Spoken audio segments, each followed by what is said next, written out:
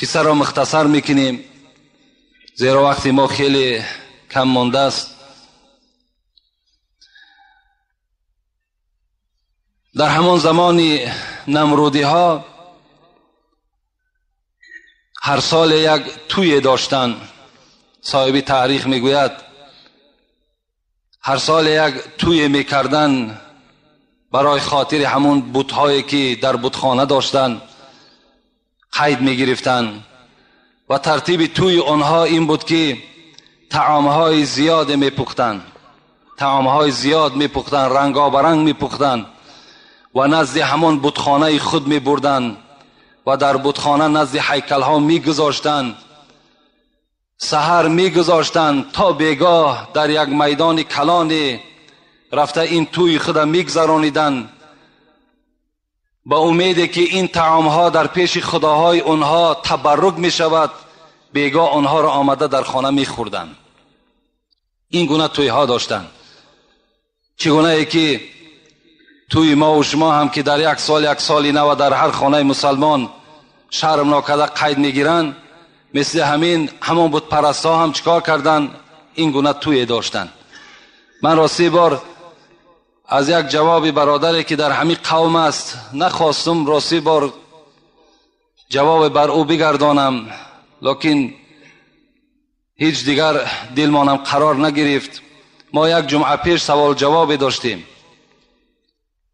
و از ما کدام برادری سوال کرد در مسئله سال نو، قید گرفتن سال نو. سلام علیکم رحمت الله و برکاته. همه کسی نازه سوزیم. اینا ما از سرحد قزاقستان گشتیم. اینا بچه‌ها چخیر رفت آمدگی خودشون ای آواز خودشون بشنوین. اینا سلام علیکم بچه‌ها. اینا شکر خدای اینا رفتیم اومدیم. اینا میز داکمنت هم یه ماشین قطعی رفته اومدگی. همین ماشین خودش میگذرونه با خودش عبرت نمیگیرن میبیه. این تلفن‌ها پراویر کنه میکنن یا گم چه پراویر کنه میکنن. تنج رفتیم اومدیم. دادن راه در دو جوده من کردن در داکمنتوشو ندیدن. ما ماشه خود معامله کردم. محمود به داکمنت بدیا؟ چند قبل داکمنت واشه نکرده بودم. اینا همین کرد رفتم اومدم بیس پرابلم هم یه ماشین قطعی داکمنت اینا میگراسیون که پیچت نچت هم آشنا بود. سلام دوستو، بسیاری شما از پروستاتیت تقسیم میکشیده. مرحمت برادرها به شما توصیه میتونم پلناتسین کورس لیچینی برای پروستاتیت ان که هم مردونگی به خود میکنه، همچنین ژلانی هم خوبگی خوب میکنه، هم برای گرده، معده، قد رودها به حد افکتیو نه. تریلیبوس ماسین، دو دونه روغن خیلبا، یک تا قیصل هندی، دو پچکه فیتو سویچه. غیر از این شرکت شفافارما برای شما حجامه بپوز را پیشنهاد می‌نماید. کسانی که در شهر مسکو قرار دارد هم رفته حجامه کنید، هم داروهای خود را دسترس نمایید. مرحمت.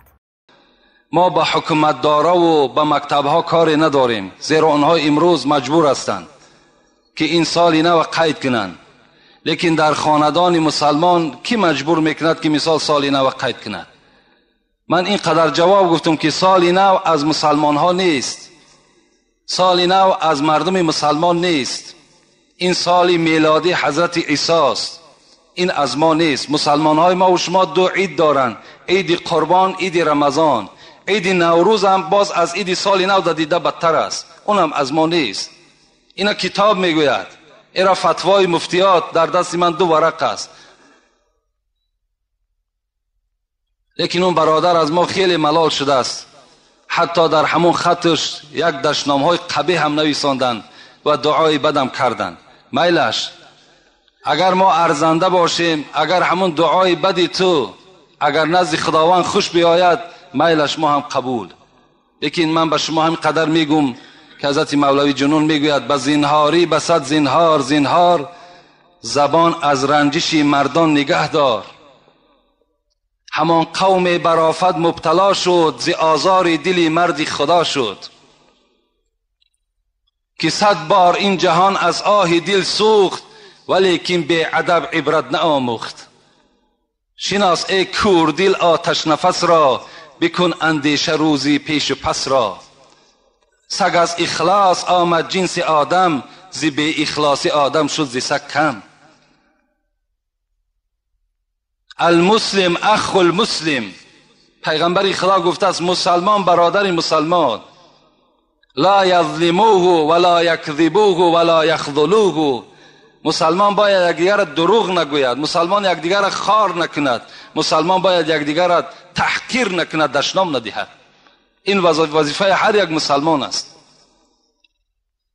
لیکن باز میگم کدامی که اگر در خاندانش سال نو قید میکند وای هممون دین عیسوی ده است، این جای پوشیده نیست. برادر گفته است اگر در شما تشویش نشود شما این جواب بگین. لیکن پیغمبر خدا میگه اذا رأى منکم منکرا فلیغیر بیدی.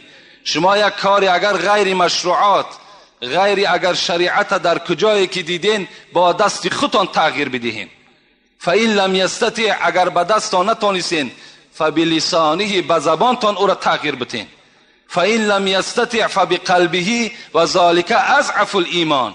وقتی که اگر زور شما به دست نرسید، به زبان نرسید، با دلتان همون عمل بد ببینین، این ضعیفی ایمان شما را نشان میدهد. ما به دلم بد نی، به دست منم نی، لیکن به زبان گفتیم و ما نزد خدا مسئولیم. فردا از این قومی که 500 نفره و 1000 نفره در نزد خداوند جوابگو هستیم. قول الحق و این کان مرا، حق بگین اگر چندی تلخ از گفتم پیغمبر.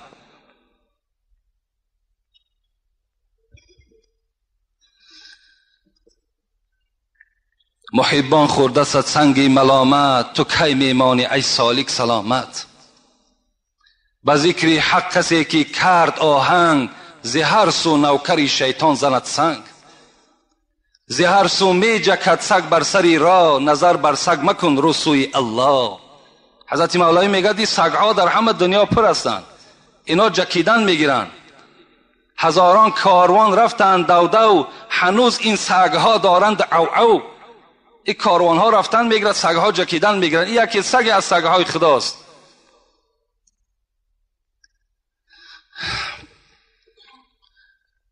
همان توی قید کردن. حضرت ابراهیم پدرش مجبور کرد که ابراهیم همراه من در همون توی اشتراک میکنی. این توی همون بود پرستا بود. حضرت ابراهیم میگوید لباس های همون تویانه را پوشیدن و با همراهی پدر تا راست همون بتخانه‌ای که داشتن همون بت پرستا رسید و به سوی آسمان نگاه کرد. فنظر نظرة فی النجوم، خدا در قرآن میگوید فقال اینی سقیم. حضرت ابراهیم به سوی آسمان نگاه کرد و گفت پدر جان، گفت الحال من ستاره خود دیدم، من بیمار میشوم. اون زمان همان بت پرستای نمرودی ها به ستاره ها هم ایمان داشتن، به افتا هم ایمان داشتن، به مهتا هم، همه اینها ده ایمان آوردگی بودن، همونها را خدا میگفتن. حضرت ابراهیم نه به نیت خدا بودن و بلکه از این یک حاصل، یک موضوع باید که حاصل میشد. حضرت ابراهیم مقصدش این بود که وی را نزد بتخانه بگذارند و ترکش بسازند و حضرت ابراهیم به آن بتخانه درآید و چی معامله بر آنها بتها کند. این نقشه را در دل داشت. وقتی که این حضرت ابراهیم گفت که من بیمار میشوم، پدرجان گفت فتولوا عنه مدبرین. خدا میگوید ابراهیم میگه در زمین خودش را میشکید و میگفت که من کسل وبا شدم. مردم اون زمان از وبا بسیار میترسیدن که کسل گذرنده بود و پدرش و همه قومش میگه ابراهیم ترک کردن، گفتن بگذاریدش، این کسل وبا شده است، البته عاقبت هلاک میشود. و خود میگه به همون میدانچه کلانی که در همون شهر بابل بود، عراق امروزه، رهسپار شدن.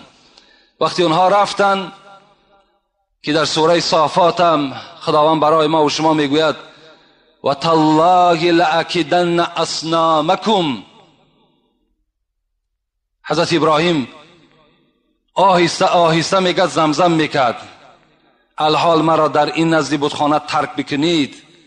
به خدا قسم میدانم که این بتخانه را چگونه با چه عمل در داخل او عمل را انجام دهم.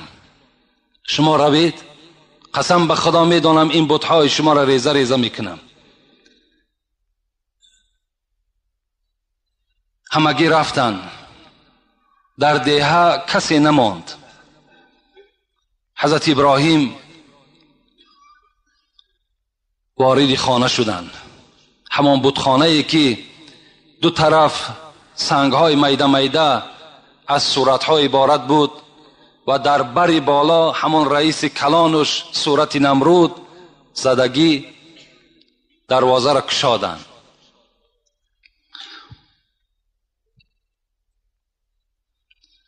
دروازه را کشادند، نگاه کردند که در پیش بت‌ها طعام زیاد گذاشتگی هست و به سوی همین بت‌ها با یک طریق غضب حضرت ابراهیم گفت چرا گفت این طعام‌ها را نخوردید؟ میگد بتخانه خاموش بود. برای چی جوابی مرا نمیگردانید؟ همه سنگ‌ها خاموش. از سنگ چی جواب است؟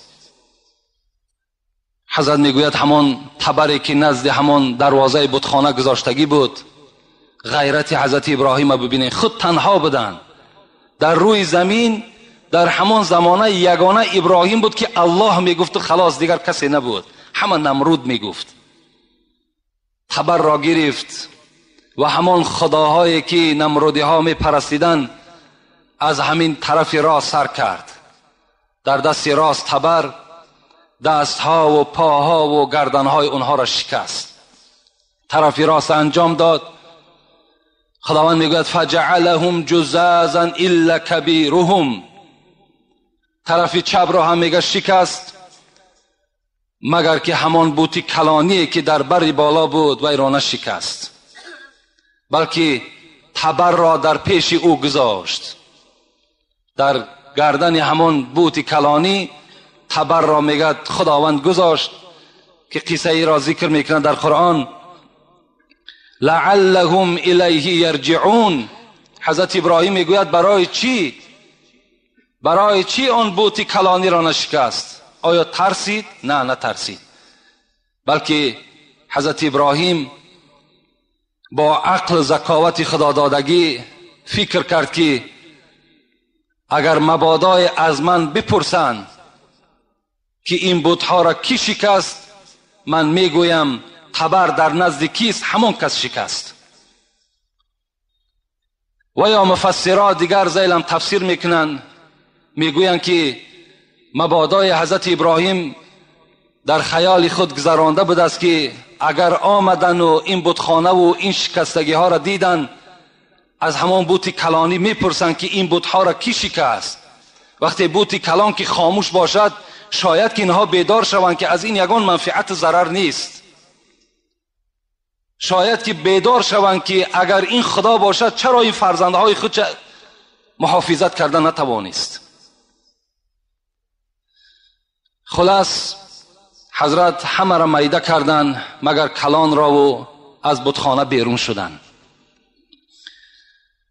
قرآن میگوید وقتی که شب شد، از همان توی فساد و از همان سال نو قید نگرفتگیشان برگشتن همه مست. برای گرفتن این طعام ها باید به خاندان برن، این تبرک می شود. وقتی که به بتخانه در آمدن، در بتخانه را کشادن، یک حالت خیلی ناگوار همه اونها را چیکار کرد؟ احاطه کرد. قالوا من فعل هذا بآلهتنا. فریاد زدن کی خداهای ما را با این احوال افتاند؟ کی خداهای ما را شکست؟ انه لمن الظالمین.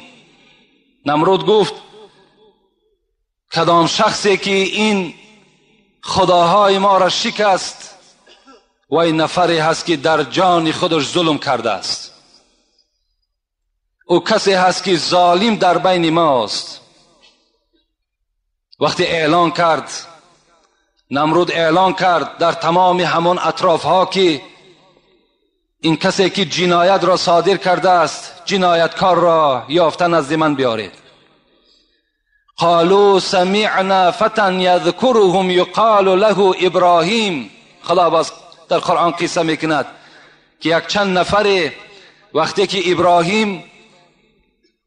ابراهیم نزد بتخانه بود و آهسته آهسته زمزم میکرد به زبان خودش که الحال شما از پیش من روید، من میدانم که با این خداهای شما چی معامله کنم.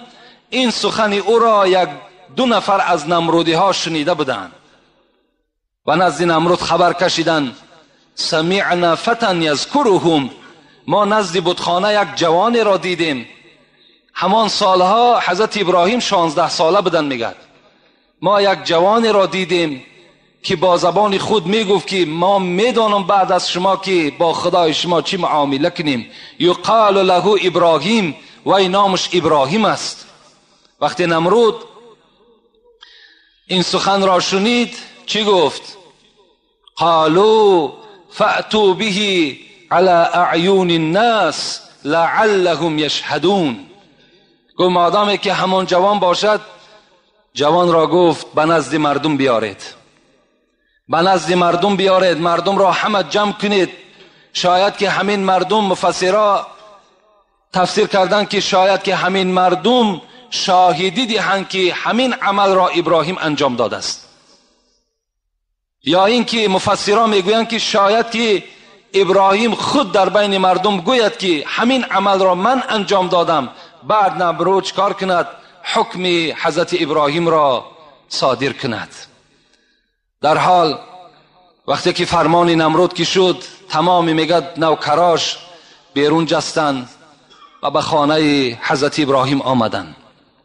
حضرت ابراهیم را پیشاپیش کردند، دستگیر کردند، دستهای را بستند و به درگاه قصر نمرود حاضر کردند.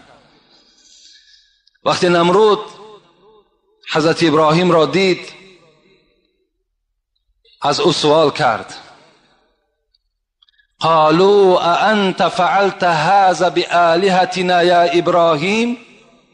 ابراهیم گفت آیا این عمل خیلی ناجایز و درشت و دلخراش برای ما تو انجام دادی؟ این خداهای ما را گفت تو شکستی؟ حضرت ابراهیم چی گفتن؟ گفتن قال بل فعله کبیرهم هذا فاسألهم ان كانوا ينطقون. حضرت ابراهیم ناترسانه با یک سر بلند گفتن نه، گفتن من نکردم. مفسران میگویند حضرت ابراهیم در حال حیات خودش 3 بار لفظ دروغ را استفاده کرده است که این دروغ نیست گفتن، بلکه از این دروغ گفتگی های حضرت ابراهیم کارهای ثواب انجام یافتگی هست. مثل که در شکستن بت‌ها گفت من نشکستم. و دوم در بردن حضرت سارا، حضرت سارا را وقتی که به سوی مصر می برد، در سوی مصر هم یک ظالم گرفتار شد و سارا که خیلی حسن زیبایی داشت و به او عاشق شد، از ابراهیم پرسید که آیا این کی هست، به تو چی می شود؟ گفت اگر بگویم که زن من می شود، هر آینه این ظالم این را از دست من می گیرد. از این خاطر چی گفت؟ این گفت خواهر من می شود. حضرت ابراهیم اینجا هم چکار کرد؟ لفظ دروغ را برای آینده کار ثواب استفاده کردند. و سوی نمرود هم گفت بل فعله کبیرهم، اینا گفت من نکردم، گفت بلکه گفت همان بوت کلانی کرده است. این عمل را همان بوت کلانی کرده است. اگر باور نمی کنید رفته از همان بوت کلانی پرسان کنید. اگر زبان داشته باشد برای شما گفت بیان میکند. وقتی این سخن را از زبان ابراهیم شنیدن، همه حیرت گذاشتن، در حیرت ماندن که این خداهای ما سخن نمیگویند و هر کدامش میگه در همین بین یکدیگر را نگاه میکردند و گفتند که در بین 1 ساعت یا 2 ساعت تنفس. سوال حضرت ابراهیم همه ای را در حیرت گذاشت. آمدن با یکدیگر میگد، قرآن میگوید که با یکدیگر چیکار کردند؟ فرجعوا الى انفسهم فقالوا انکم انتم الظالمون. وقتی با یکدیگر آمدن صحبت کردند گفتند در حقیقتا حضرت ابراهیم راست میگوید. این خدایی که ما داریم وای سخن نمیگوید، وای نمیشنود. الحال این جنایتی که صادر شده است باید ما از او پرسیم. وقتی ما جواب نمیگوید این چگونه خدا هست؟ یعنی هر کدامی اونها عقیده هاشان تغییر یافت. بعدی چنده باز همون کفر میگد بالای اونها غلبه کرد و باز همون عقیده ویران اونها در وجود و در سر اونها پیدا شد و گفت ابراهیم گفت تو میدانی که خداهای ما سخن نمیگویند، باز چرا از ما پرسان میکنی که رفته از خدای خود بپرسید که این عمل را خدای کلانی کرده است؟ این شما میدانید. و نمرود به تمام همون اعضای حکومت خود میگد فرمان داد که اگر شما بخواهید که به خداهای خودمان یاردم کنیم حکم مرا گوش کنید. نمرود میگد حکم برآورد. چی حکم برآورد؟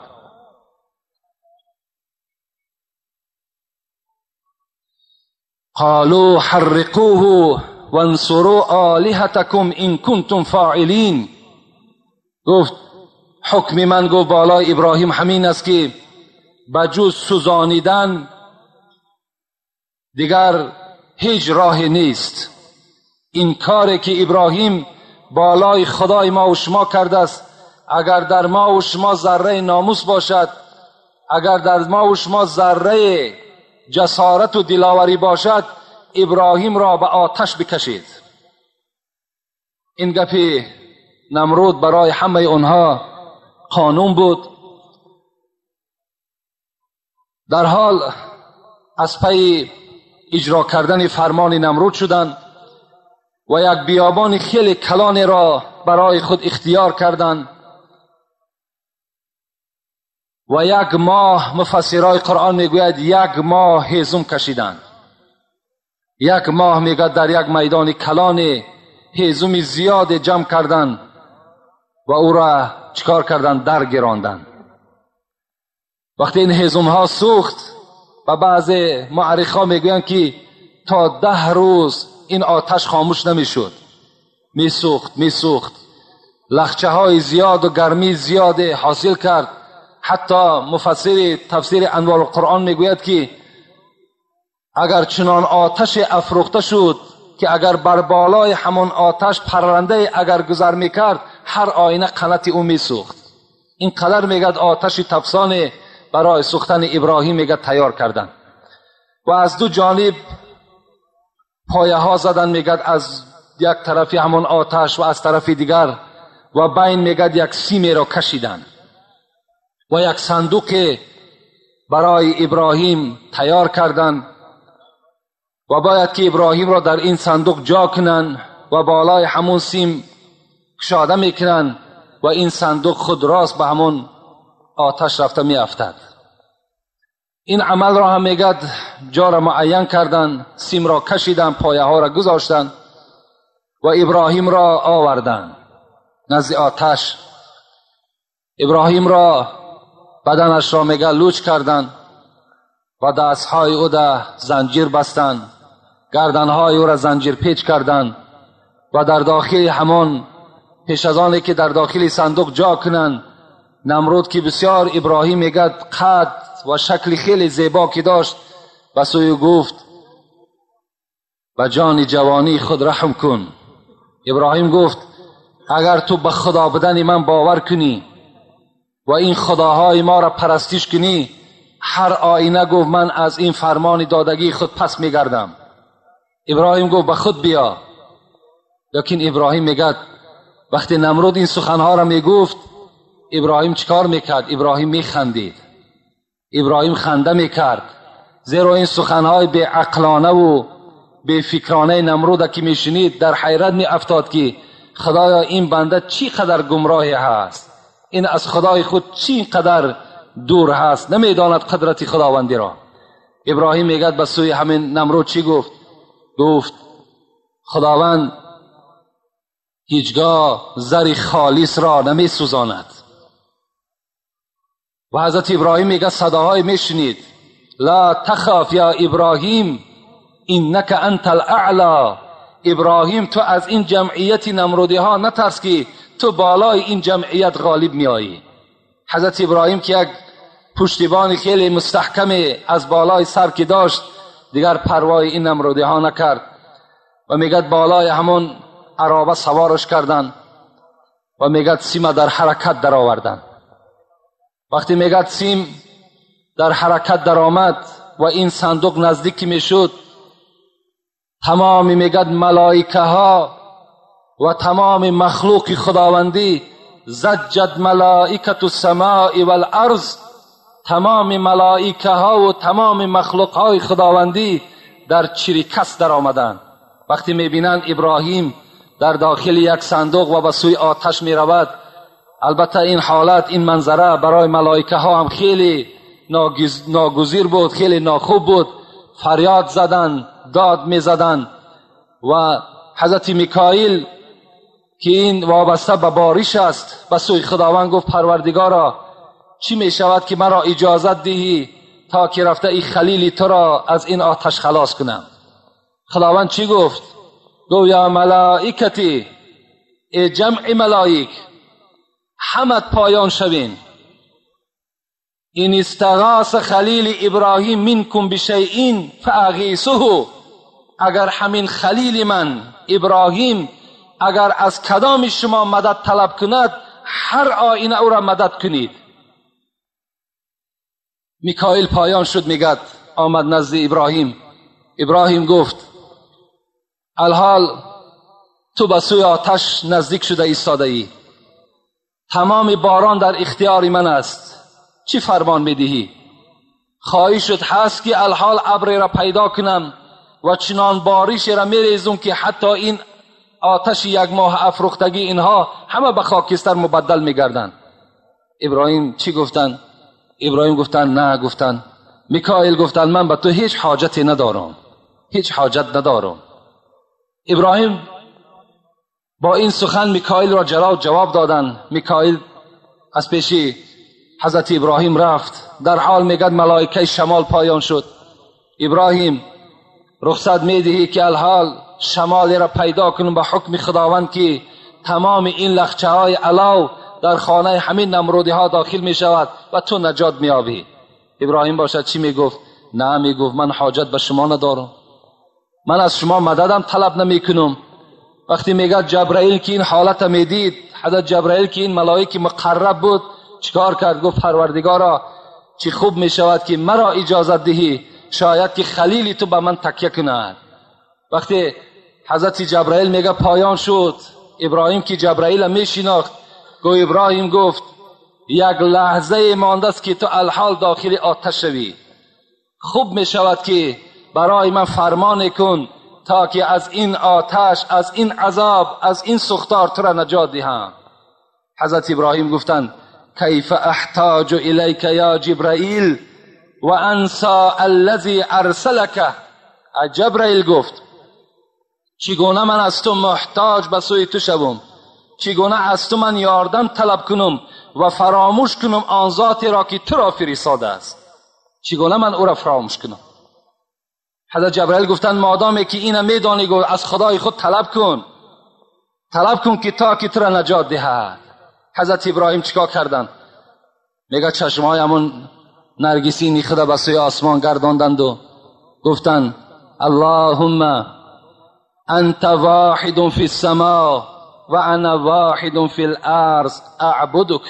پروردگارا گفتند خدایا من میدانم که در آسمان بجز ذاتی تو دیگر هیچ پر اقتدار نیست، آسمان از آن توست و من یگانه در روی زمین هستم که الله میگویم لا اله الا انت سبحانك لک الحمد و لک الملک لا شریک لک. پروردگارا تو پاکیزه هستی، خدایا بجز ذاتی تو دیگر هیچ پشتیبان من ندارم. خدایا حمدم از توست، ملکم از توست. وقتی این سخن میگد گفت حضرت جبرائیل گفتند ابراهیم من به تو فرمان میدهم از خدا طلب کن که تو را نجات دهد. حضرت گفتند که حسبی بحالی و علمه بحالی. آن ذات مرا تماشا دارد، آن ذات مرا دیده ایستاده است. چگونه من سوال کنم از خدایی که الحال و سخنی مرا میشنود و حالتی مرا میبیند. وقتی این مفسرای قرآن میگوید وقتی ابراهیم میگوید با آتش از بالای چقدر بلندی باشد، وقتی که میگد کشاده شد و باید که در آتش افتیده شود، یک پرنده خیلی خورد برابر ابراهیم میگه به آتش می آمد و این پرنده میگه با تمام آن آوازی که داشت صدا میزد، داد میگفت و برابر ابراهیم به سوی آتش نزدیک میشد. خداوند میگه این حال پرنده را دید و همان صفتی رحیمی خداوند کشاده شد و به جبرائیل گفت این پرنده ای که مخلوق من است برای چی خودکشی میکند؟ جبرائیل در حال وی را بدار و از آن پرسان که چرا وی همراه ابراهیم در آتش خودش را میسوزاند. جبرائیل میگه وقتی که نزدیک شد پیک رحمان در حال این پرنده خورده داشت و میگه بالای پری خود و این پرنده میگه به سوی خداوند چی گفت؟ گفت پروردگارا، گفت من پرنده هستم که یاردم از دست من به ابراهیم هیچ چیز نمی آید مگر این قدر روا میبینم که همراه این خلیل تو در آتش بسوزم. میگه این سخن پرنده به خدا خیلی خوش آمد و خداوند گفت ای پرنده، گفت چی خواهش در دل داری؟ گفت فقط خواهش من همین است که تمام آن اسما، تمام آن نامهای را که پروردگار تو داری بر من تعلیم بده تا که او را من چیکار کنم؟ هر جا که نشینم، خواه شب باشد خواه روز باشد و ای را بخوانم و محبتی مرا در تمام دل مردم جایگیر بگردان. مفسران میگویند، معرخای ما و شما میگویند که این همان بلبل بود. این همان بلبلی هست که امروز هم ما و شما با او محبت داریم و هم از خواندن همون بلبل یعنی ذوق ما و شما می آید. چقدر از خواندن همون بلبل ما و شما را خوش می آید که او چیکار میکند؟ همان نامه های خداوندی را میخواند است. وقتی ابراهیم شاده شد، خداوند چیکار کرد؟ فرمان داد، از بالا امر شد قلنا یا نار کونی برد و سلام علی ابراهیم. ای آتش، گفت ابراهیم الحال به سوی تو آمده ایستاده است، کونی بردن و سلام علی ابراهیم، به ابراهیم من، به خلیل من خنک شو و ابراهیم را سلامت در بین خود نگه بدار. این فرمان خداوندی به سوی آتش بود. مفسرای قرآن میگوید از این ندایی که خداوند کرده بود یا نارو، ای آتش ها خاموش شوید، تمام آتش هایی که حتی در خانه ها می سوختن همه خاموش شدن. حضرت ابراهیم میگه در زیر همون آتش زد. چند روز در همون بین حضرت ابراهیم ماندن و همین نمرودی که در اول خواب دیده بود که تخت او را خوشخوار چپه میکند و تعبیر کرده بودند که کسی میبراید که این سلطنتی تو را چپه میکند، باز خواب دید که ابراهیم در بین همین آتش زنده است و تمام منجمه ها را فیراد کرد و گفت من این چنین خواب دیدم، میخواهم که از همان موضعی که من نظارت میکردم همان موضع مرا برید. وقتی نمرود میگد آمده دید ابراهیم در همون بین آتش سوزان، در اطرافش میگد هر گونه گلها میگد رویده بود و چند درختهای سبز میگد سبزیده بود و حضرت بالای تخت نشستگی و ذکر خدا را میکرد. ابراهیم، نمرود به سوی ابراهیم میگه فریاد زد. تو ابراهیم گفت من دیگر به تو کاری ندارم، خدای تو خیلی خدای قوی بوده است. از این گونه جزایی که من برای تو آماده کردم، از این گونه جزا که وقتی که تو را نجات داد، من دیگر گپی ندارم. فقط از تو خواهش میکنم که این ملک مرا ترک کن، از ملک من بیرون شو. مادامی که فرمان خدا که بود، چیکار کرد؟ حضرت ابراهیم میگه همراه سارا و همراه دادرزاده خود حضرت لوط، مختصرا میگوییم این قوم ترک کرد و به سوی مصر و از آنجا به سوی فلسطین چیکار کردن؟ حضرت حرکت کردن. و حال نمرود چی شد؟ نمرود همون 400 سال پادشاهی که داشت، وقتی که همون سپری شد و هیچ ایمان بر خدا که نآورد، خداوند یک توده از پشه ها را سوی او خصمی که تیر انداختی، پشه کارش کفایت ساختی. صاحب چهار کتاب میگوید یک توده پشه ضعیف به سوی همین قوم نمرود چیکار کرد؟ روان کرد برای نابود کردن قوم نمرود. وقتی این پشه ها آمدن، به مجرد میگد کدام نفری را که همون نش میزند، در حال همراه همون سپاه و اسب خود خاک به زمین میشدند. و نمرود وقتی این حالت دید، میگد از اون موضع به سوی قصر خود آمدن و یک پشه میگه خیلی خورده از پس نمرود روانه شد و آمد، میگه در دماغ همین نمرود در آمد و نش میزد. و علاج این همین بود که باید که به یگان چیزی وزنین به سر او زده شود. وقتی چند بار در سر نمرود که میزدند، بعد این پشه آرام میگرفت. و دوست داشته ترین آدم نمرود میگد همون کسی بود که وقتی که به قصر می در آمد، در سر نمرود چند کلتک در سرش میزد تا که همون چکار کند؟ پشه آرام بگیرد. یعنی این یک عذاب از خداوند به نمرود بود. آهسته آهسته آهسته همین پشه چکار کرد؟ زهر خود به همین نمرود زد و نمرود را از همون بین مردمش، از بین قومش دور ساخت. و این کافر البته به همه ما و شما معلوم است، کسی که این کار خدا میکند، کسی که مبارزه به سوی خدا میبرد، جای او معلوم است که جای وی کجاست. و در همین جا قصه با آتش کشیدن حضرت ابراهیم هم البته انجام می‌یابد.